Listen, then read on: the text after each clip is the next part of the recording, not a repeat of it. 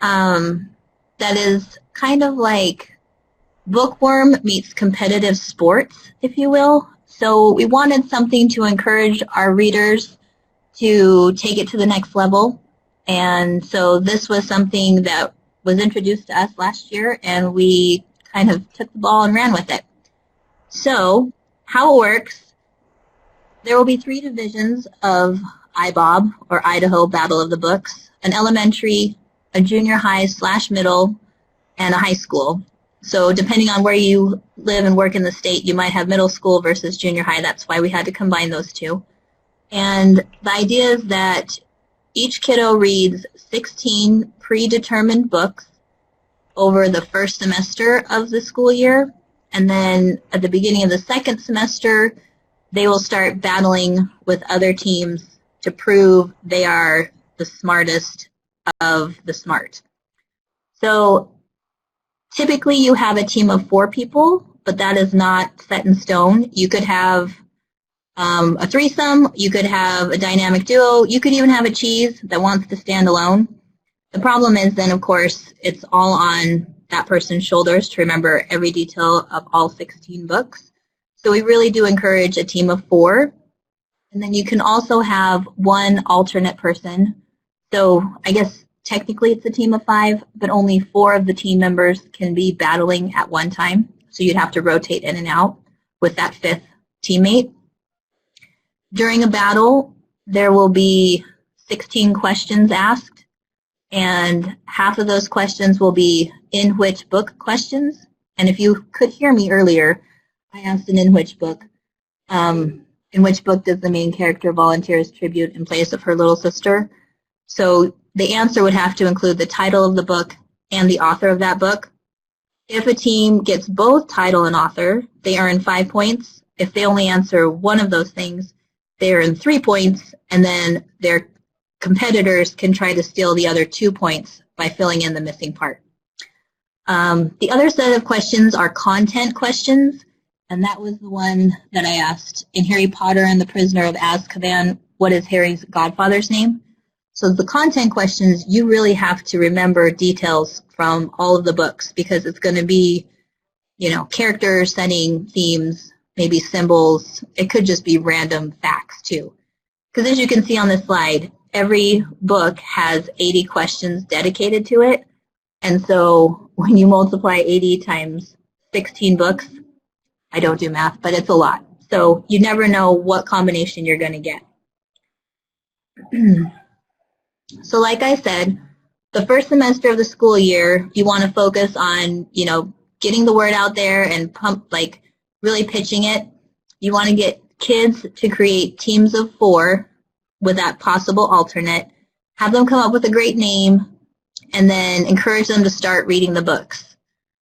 It's tricky because they're going to be excited, right? And it's September 17th. So they read a book this week, and then they don't actually have to prove anything of what they know on it until maybe January 17th. And so it's a long time to kind of forget all the things that they thought they would remember. So for me, I'm having my teams keep a journal, and we posted all of these resources on our website. So we'll get to that later, but just, to kind of jot down the characters' names or the things they think are important. So then when they look back, they can actually kind of study from their journals to prepare themselves for the battles. Then in the second semester, which I need to check because I'm not sure if every school in Idaho has the same deadline for first semester, second semester. We usually start right after what was formerly Martin Luther King Jr. Day. So at the end of January is when we'll start doing our battles amongst our teams at school. So during lunch, we'll have one team of 4 go up against another team of 4. I will ask them those 16 questions, and whichever team earns the most points wins. And depending on how many teams I have interested, we might have a few different rounds so they have more opportunities to earn points. And then the idea is that the top teams at each school will then move on to the regional tournament. And this year, that's about as far as we were able to kind of get, because this is the first year. So we will have a regional tournament on March 9th at North Junior High, which is in Boise. And anybody in the middle school or junior high category is welcome to come and participate. I know some of you, that's a long way, and to try to find the funding to do that isn't possible. So we would also encourage, if you have other schools who are interested in your region, maybe you could put together a regional Battle of the Books yourselves in your area of Idaho. So please don't think you can't participate. We will help you organize and figure all that stuff out if you are interested. As we get there, I will have a big spreadsheet in the library so teams can see what their standing is, where they're at, and really, kind of treat it like a March Madness sort of brackety fun thing. And then those top teams will move on to the regional battle. If you're not sure which district you're in, and you have a magnifying glass, you can look at this picture of Idaho. It is divided into 6 districts. And really, we have all of this on our website with a little bigger font so you could check it out. So you can see we want to have 6 regional tournaments going on next year. That's a goal. And then hopefully we would also have a statewide tournament. So then the top teams from each region could then go to the state tournament. So that's all theory and hopes and prayers right now, but that's what we're working towards. Right now, I think we have about 25 to 30 junior high and middle schools that have paid and are interested in doing this year. So I don't know how many of those schools will get to come to Boise on Saturday, March 9th for the regional tournament. But if they can make it, our featured local author this year is Cynthia Hand. And so she'll be there to talk about the book that we chose of hers, The Afterlife of Holly Chase. So she'll talk about that. And then also if she has any new books coming out, she'll sign books. And it's really cool to let the kids meet a real, honest-to-goodness author and just ask any questions they have about, how did you become a writer, or how do you come up with the idea for these characters? It's really cool. And then, of course, the most important thing, there will be trophies won and bragging rights awarded and who knows what other kinds of swag. But it will be super fun for sure.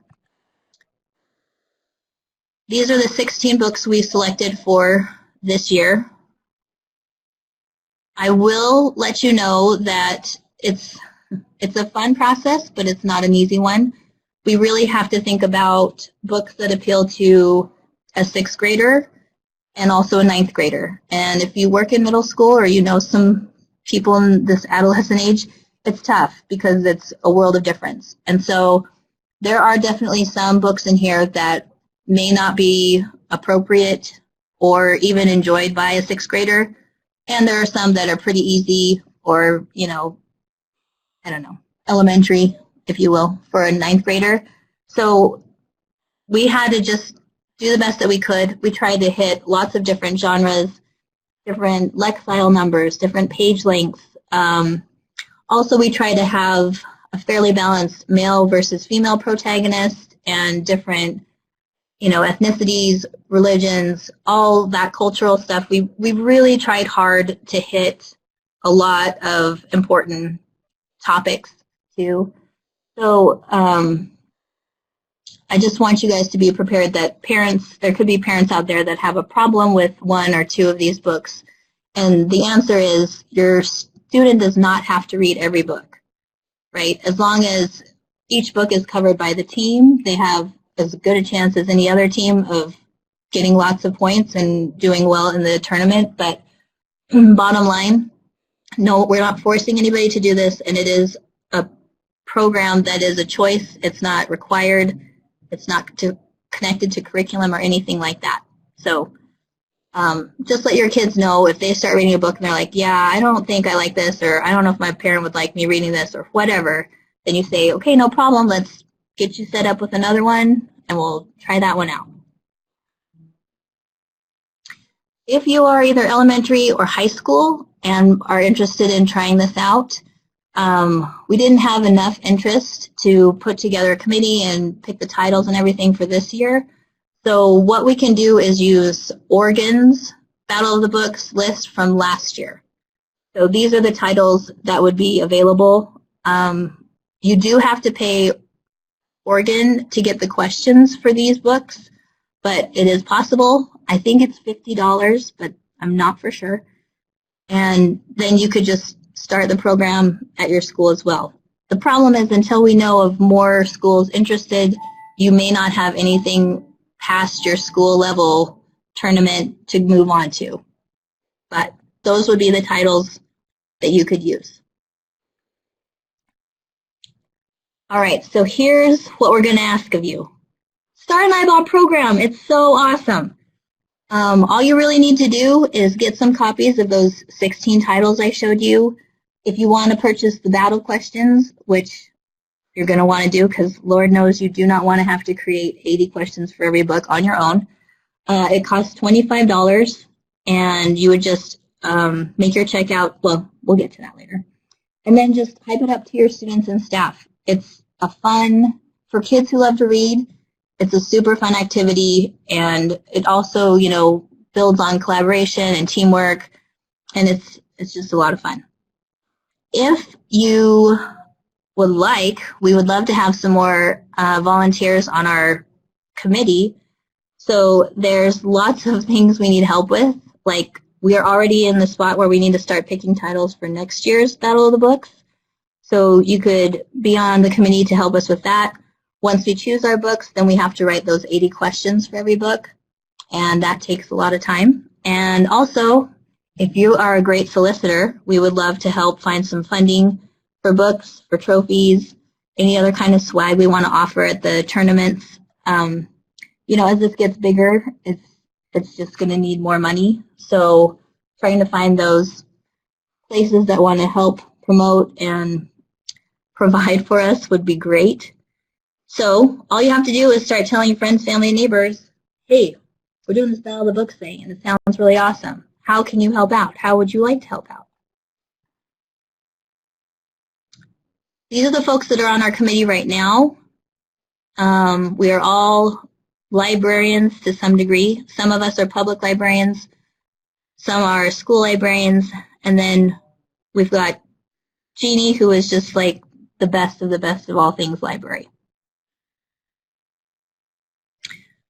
This is the best way to contact us with any questions, concerns, or interest. So we have an email address there, and our website is up and running and has all kinds of great resources. Our handbook is on there, so it really gives you details of all things Battle of the Books, how to set it up, what kind of questions there are, how to ask the questions, like all that sort of stuff. So when you have a chance, you might click over there and check it out. But feel free to always contact us by email, and we will get answers to you as soon as possible. All right. That is the end for me.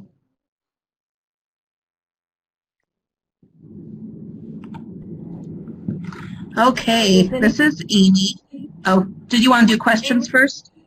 Yeah, let's see if we have any questions. And I apologize, we were doing a little bit of reconfiguring. We figured out why many of you were not seeing the chat box earlier. So sorry during the presentation if you saw some things moving in front of you. That was not Melissa's doing. That was on my end.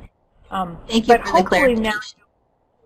Hopefully now you can all see the chat box, and those of you that do not have a microphone, go ahead and type some questions in there specific to the information that Melissa has shared. I see that Joyce is typing.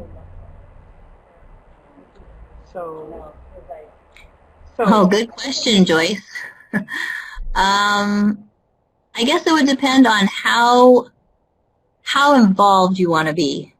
For the folks that were on that one slide for the executive committee, we are the four fathers and four mothers, is that a word, Anyway, so we put in quite a few hours, but as this gets bigger, I feel like the amount of time will be less because we'll have subcommittees going.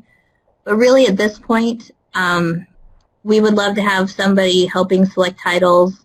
And then usually once we get down to our 16 titles, we divide up those 16 books. And this year we each had to take 2.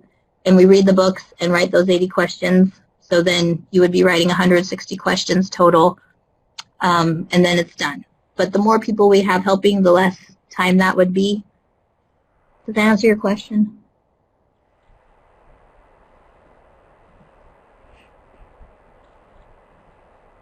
Okay, good. And also, if anybody wants to volunteer, you do not have to be able to make it physically to our meetings because we can do it remotely. There's lots of things that you can just do from your site that you wouldn't even need to be grouped in with us for any reason.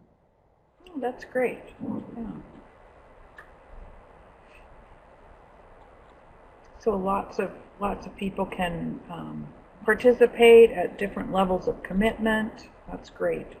Yes, and we would really love to start an elementary and a high school committee to at least be picking titles so that we could have our own questions for next year and we wouldn't have to pay Oregon that $50. Oh, that's but a it's great just, idea. Yeah, just finding those interested parties who want to do some reading and writing. Mm-hmm.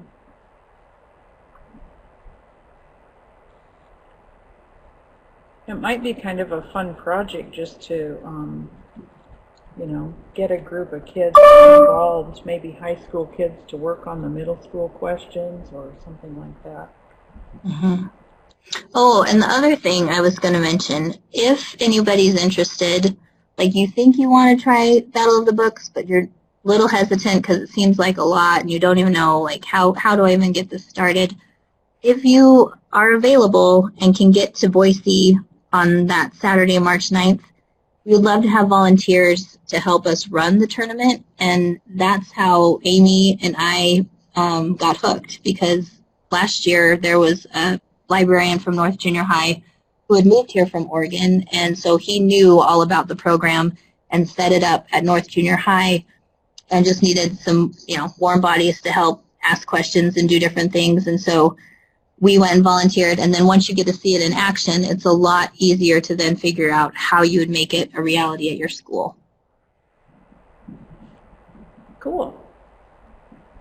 So do we have any other questions for Melissa? We can let Amy begin her piece of it for the kind of the first steps in getting things going.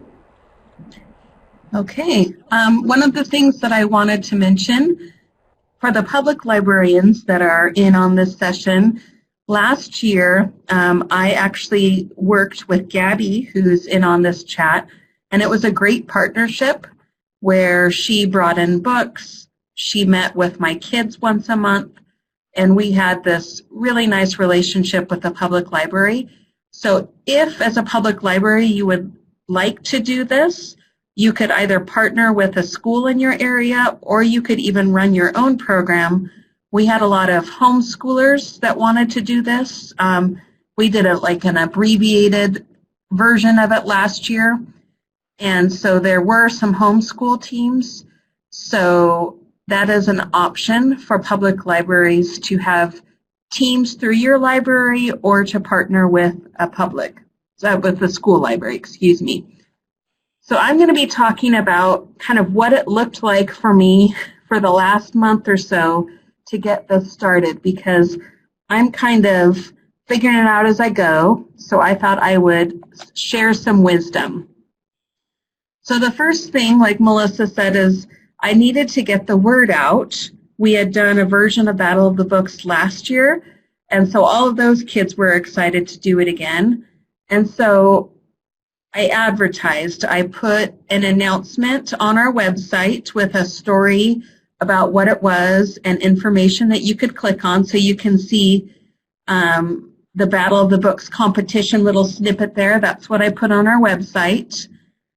I also made posters and I hung them up in the building. During every single library orientation, I talked about the program to the students.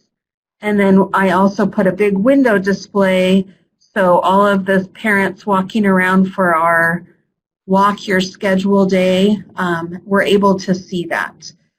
So the more ways you can advertise, if you do social media, any of that, get the word out and kids will get excited. And lots of kids brought their friends in when they heard about it. The next thing, once you have advertised for a while and you're ready, is the meet and greet. So I decided to have a meeting during advisory, which for schools is usually when it's in the morning. And I had about 70 kids descend upon me, and I was frightened for my life. And so these are things I would do to be ready before the meeting. The first is have a list of the books that are being used on a handout, because a lot of kids wanted to know what they were reading. I also printed out team lists that kids could sign up easily by grade level. I also did a list for mixed grade levels, and then I did a list for kids that wanted a team but didn't have one yet. And so you can decide what works best for your building. I created a handout with the basic ideas and rules, kind of like a quick snapshot. And then I also had to make sure that all of the books were ready to be checked out, because they wanted to run from the room I was having the meeting in to the library to check out the books. So if you can have multiple adults in the meeting, that would be nice. Make sure that you have enough handouts. I did not, and so I had lots of kids panicking about that. And I also decided to do a permission slip. I did it last year just so parents know that their kids are involved in something, and the parents can look at the list of books as well. So here is a picture of what I gave the kids on the front side, and this is going to be on our website, so you can take it and modify it as you need. The first part was just a list of things that they do in Battle of the Books and when the regional competition would be, with a list of the books. And on the back side was a permission slip with some little check boxes talking about splitting up the books. If, like Melissa said, if there's a topic that they don't want to read about, if there are meetings, they'll try and attend, and of course that they'll be respectful to the other people in the meeting. And so I gave my kids a due date of Friday, but I'll take them anytime until we actually register teams. But this just was an opportunity for the parents to be involved in this as well. So now I've had my first meeting, and the teams started forming. They picked names. I had one group asked to be Team Uranus, and I told them no. But you want to make sure that they pick names that are school appropriate, because you have to say their team name every time you ask a question. Melissa, she and her assistant made some really cool bookmarks and notebooks, which I'll show you on the next slide. And then you start checking out books to the kids. I just have a cart up front. I put a spine label on them that says iBob, and I try and just do one book at a time right now because the rush was so great. I didn't have enough books for everyone. I am letting the kids figure out how to meet. I will have meetings every once in a while that are optional, where we're going to talk about books and whatnot, and that's where I worked with Gabby last year, where she came in and asked questions about the book and they discussed it. So you can have all sorts of activities, but I'm letting my kids try and figure it out themselves as well. Another idea was to have a teacher team or an adult team go against the kids. I thought it'd be really cool to invite someone in the building to read one of the books and then be a guest speaker to any kids that wanted to come and discuss that book. So there's all sorts of things that you can do. You can be low key or you can be high key. I had a meeting last week on Wednesday at lunches, and the kids worked on their bookmarks, talked their team strategy, and picked a name.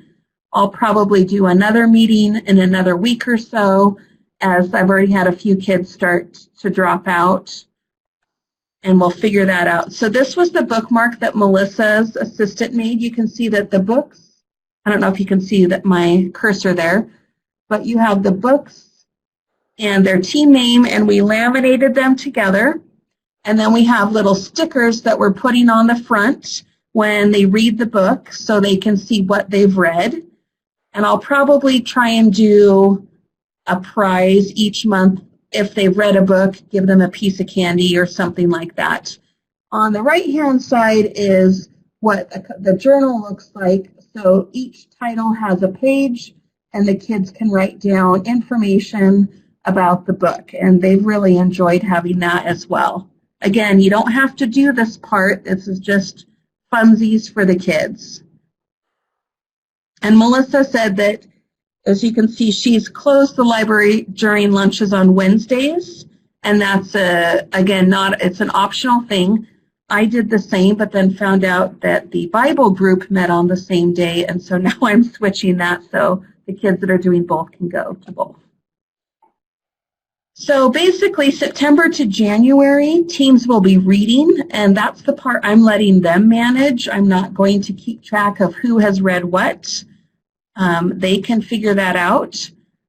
In January, once you have the teams set up that actually are still doing it, you'll create your school tournament, which Melissa talked about.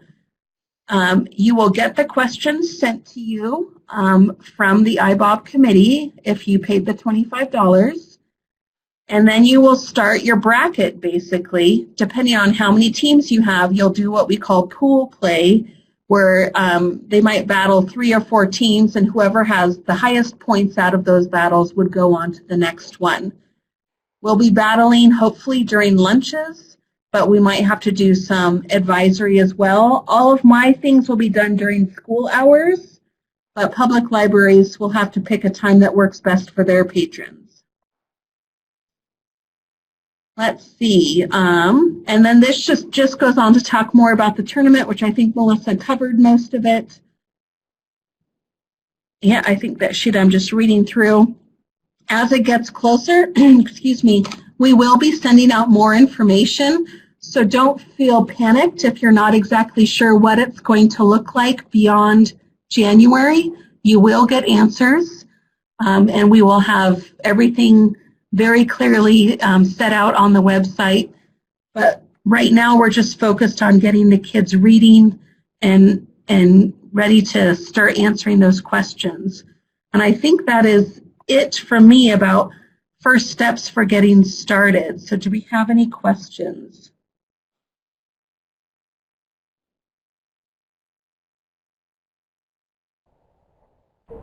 If you have any questions, go ahead and put them in the chat box.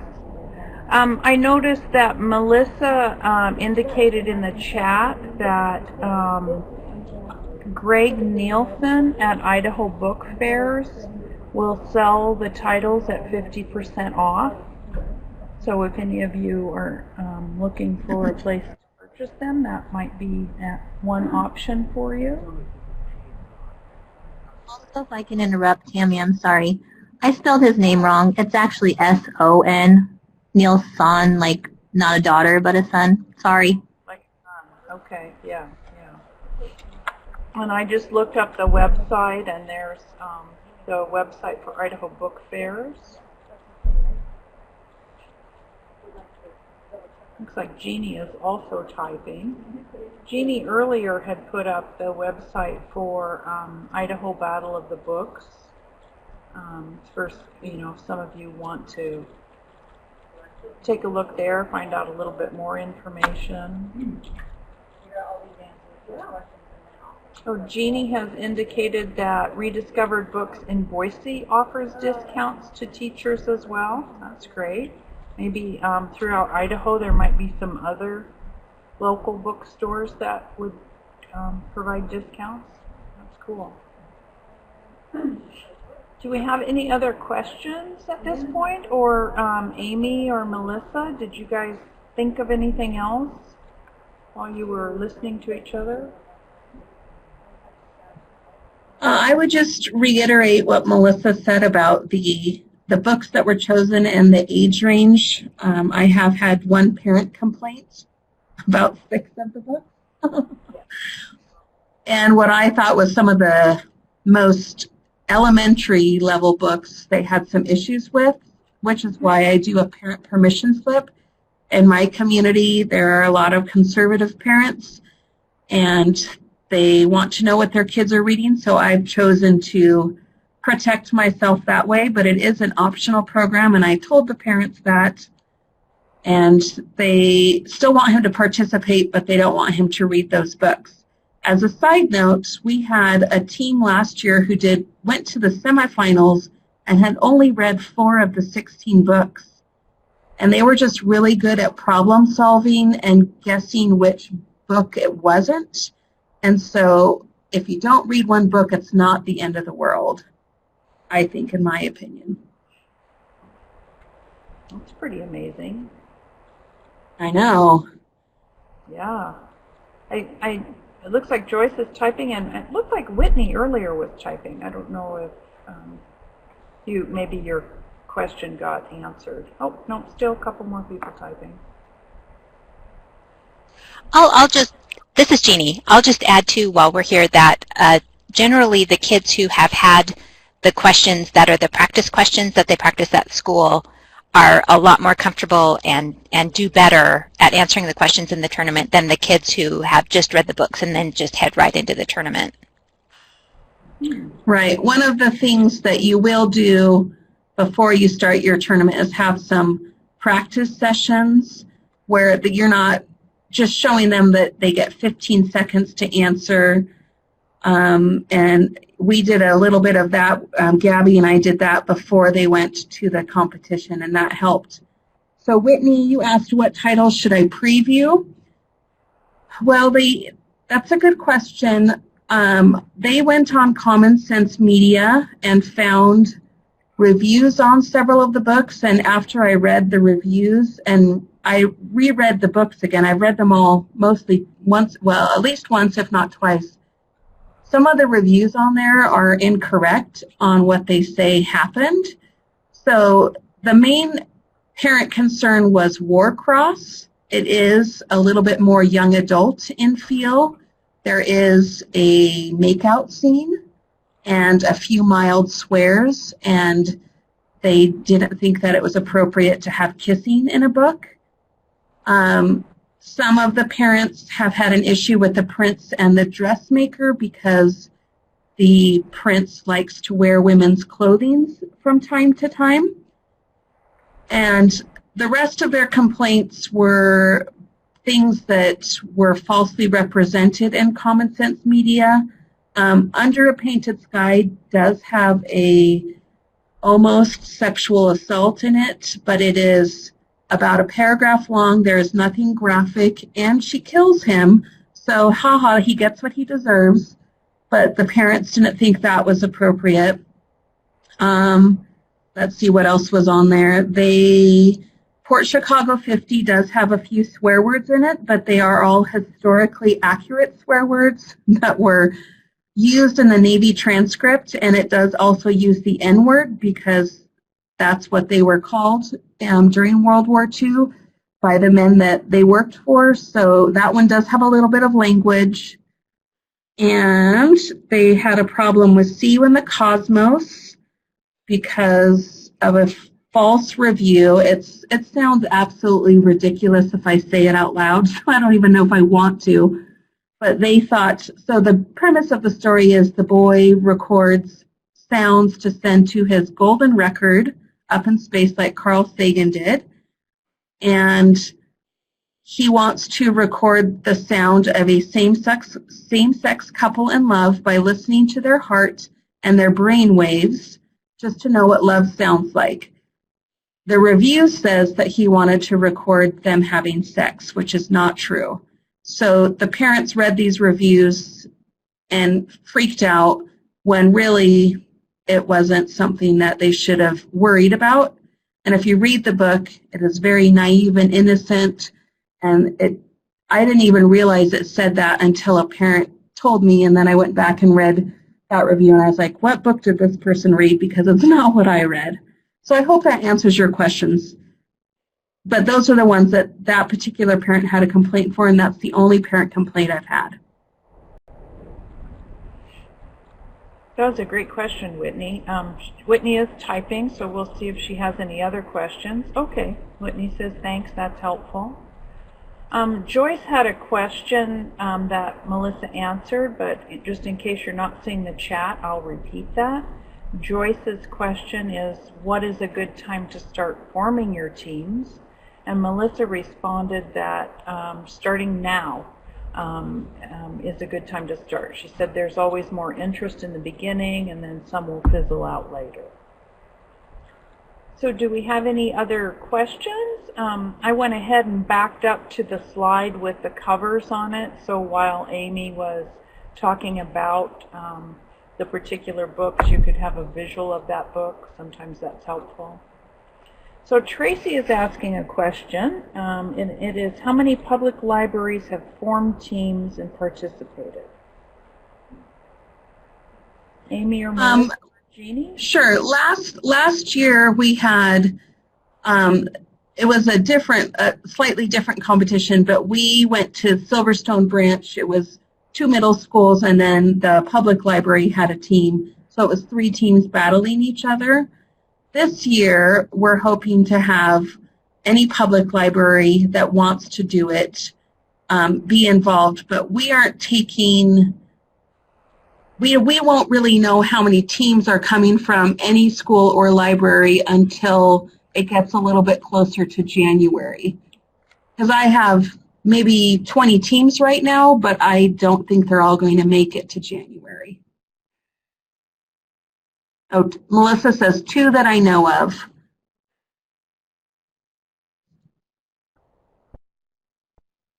Amy, did you say you have 20 teams? 20? About that, yeah. Wow, that's amazing. Well, I just had 2 boys quit today because their grades are slipping. So I will be happy if I have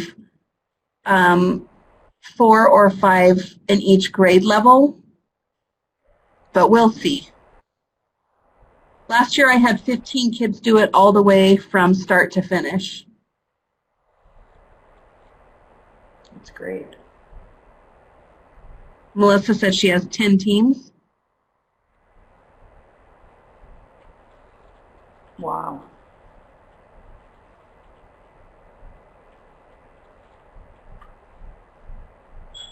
And Jeannie said that North had more than a dozen teams last year.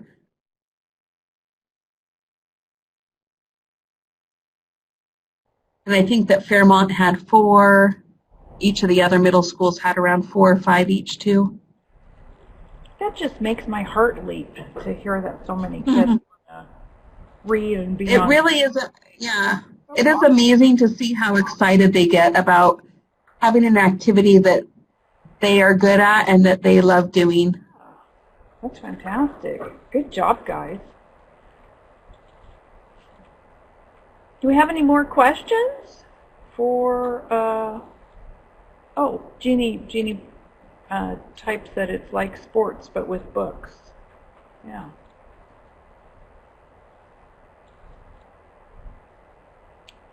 Looks like Joyce has a question.